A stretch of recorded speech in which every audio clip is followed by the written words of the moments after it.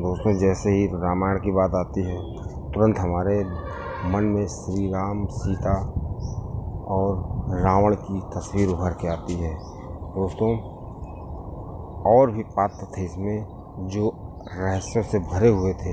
दोस्तों ऐसे ही एक पात्र इसमें था मंदोदरी, जो कि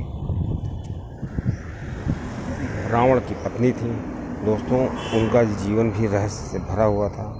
दोस्तों मंदोदरी का शिव जी से क्या नाता था और पार्वती जी ने मंदोदरी जी को क्या श्राप दिया। और दोस्तों ऐसी ही बातें बहुत कम लोग जानते हैं। दोस्तों मेरा प्रयास है कि ऐसी ही बातों को लोगों तक पहुंचाना। दोस्तों मंदोदरी के चरणों में सभी ऐशो आराम थे, क्योंकि वो रावण की पत्नी थी और रावण बहुत ही बड़ा सम्राट था।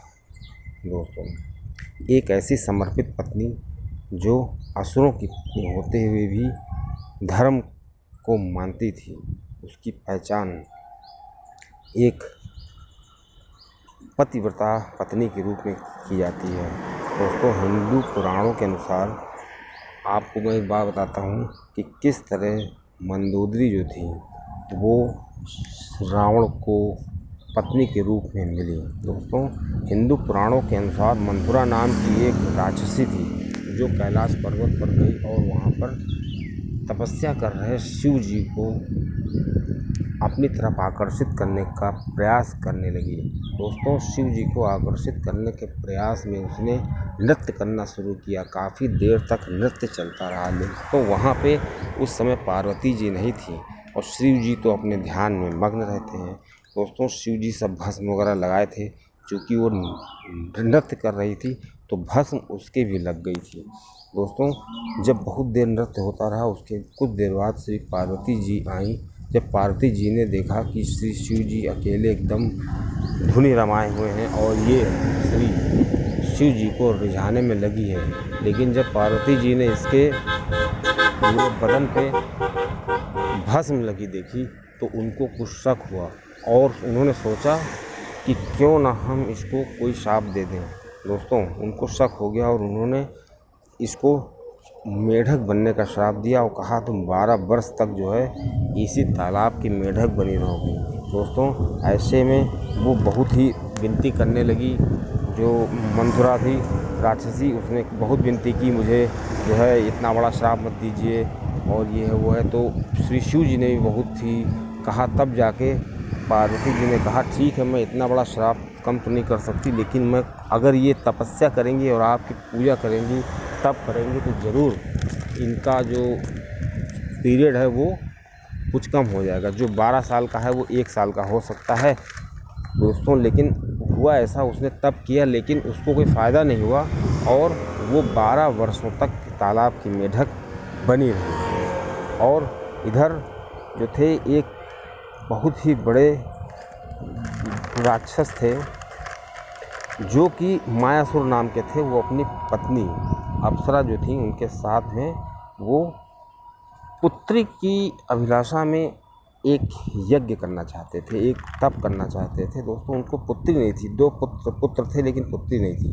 दोस्तों पुत्री की अभिलाषा में उन्होंने वहीं पे तप करना शुरू कर दिया। अब आपको दोस्तों पता चलेगा कि मंथरा मंदोदरी कैसे बनी। दोस्तों 12 साल बाद जब मायासुर जो था वो राक्षस उसकी तपस्या पूरी हुई, तब जो है उसी समय 12 साल उसके भी हो गए थे, उस मेढक के भी 12 साल हो गए थे।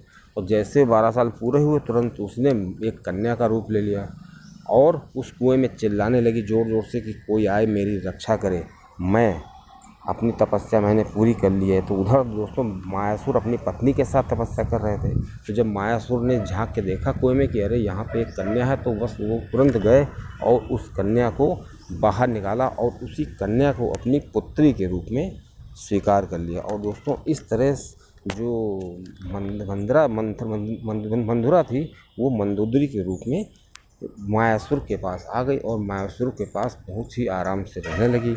लेकिन दोस्तों प्रकृति को क्या मंजूर था कि कुछ समय बाद वहाँ पे जो राक्षस था रावण वो आया और वो मायासुर से मिलने आया। और मायासुर से जब मिलने आया तो उसने उसकी पुत्री को देखी जो बहुत ही खूबसूरत थी। उसको देखते ही रावण ने अपना प्लान बदल दिया और कहा जिस काम से आया था वो काम तो भूल गया और उनसे मायासुर से एक प्रस्ताव रख दिया। मायासुर से बहुत ही सावधानी से कहा कि मैं आपसे कुछ कहना चाहता हूँ। तो उसने कहा ठीक है आप कहिए। कहा मैं आपकी पुत्री से विवाह करना चाहता हूँ। दोस्तों मायासुर नहीं राजी था, मंदोदरी भी नहीं राजी थी, लेकिन फिर भी चूँकि रावण बहुत बलशाली था उसने बलपूर्वक मंदोदरी से विवाह कर लिया। लेकिन मंदोदरी इसलिए राजी हो गई क्योंकि वो अपने माता पिता और प्रजा का भला चाहती थी। वो जानती थी अगर हम ऐसा नहीं करेंगे तो ये कुछ भी हमारा नुकसान कर सकता है। तो धीरे धीरे क्या हुआ, मंदोदरी रावण के साथ सुखपूर्वक रहने लगी। दोस्तों मंदोदरी के 3 पुत्र हुए, मेघनाद, अतिकाय और अक्षय। दोस्तों ये तो आपको कहानी मालूम होगी कि मेघनाद अपने समय का सबसे महान प्रतापी योद्धा हुआ करता था। दोस्तों बताते हैं उसके बराबर शक्ति किसी के पास नहीं थी। लेकिन दोस्तों मेघनाद जो है वो राम श्री लक्ष्मण जी के हाथों मारा गया। उसी तरह अतिकाय और अक्षय कुमार जब अशोक वाटिका में श्री हनुमान जी गए थे उस समय उनका जो है देहांत हुआ, उनसे लड़ाई हुई। दोस्तों इसी तरह क्या हुआ, जब रावण जो है युद्ध के लिए जाता था राम से तो मंदोदरी हमेशा समझाती थी कि ये कोई साधारण पुरुष नहीं है और इनसे जो है मेल कर लो और सीता जी को वापस कर दो। लेकिन वो नहीं मानता था, उसने कहा मैं ऐसा कभी नहीं करूँगा। दोस्तों हुआ क्या कि जब आखिरी बार रावण युद्ध के लिए जा रहा था तब भी मंदोदरी ने उसको मना किया। दोस्तों उसने फिर भी कहा मैं वापस नहीं कर सकता सीता जी को, भले ही मेरे प्राण चले जाएं। दोस्तों इस प्रकार क्या हुआ कि रावण का देहांत हो गया। इसके बाद आपको पता ही होगा कि राम जी ने विभीषण जी को, उनके भाई को सारी राज्य का जो जिम्मा था श्रीलंका का वो सौंप दिया।